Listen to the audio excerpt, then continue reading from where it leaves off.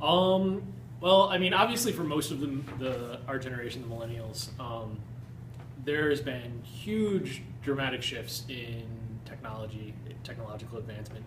Some of the biggest things that I remember was like in the early mid '90s, you start seeing like the first Yahoo commercials coming out. Okay. Like I remember just sitting there watching like random TV shows with my grandparents, and then you'd have this Yahoo commercial come on, and like the Yahoo yelling at the end, and like that was like it was a new thing. Like you didn't really know what it was, never really realized the impact of the internet would have, but like the internet was obviously huge. Like just instant communication, being able to talk with people across the country instantaneously was massive. Like I remember, mostly in high school with like internet gaming, like Yahoo Games, stuff like that, and that kind of communication. But yeah, it's just exploded over the last 15, 20 So years. internet. Did you have a computer when you were in high school?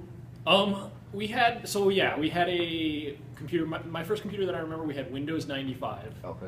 So like it was a decent computer. I also remember like our first computer that my grandparents got.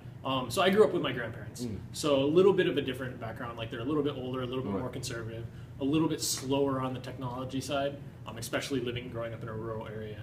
Okay. But I remember my grandfather worked at Lazy Boy Chair Company. And he brought home one of their old IBMs with the huge floppy disks, and like just had a bunch of random games, and they had like a Winter Olympics game on that, and like that was basically my video game childhood up until Nintendo 64 came out, and then that just kind of took over. Okay, and so you lived in Michigan, now you live in California. Yep. How do you think that the different locations are differing, or even wherever else you visited in America? Well, I've kind of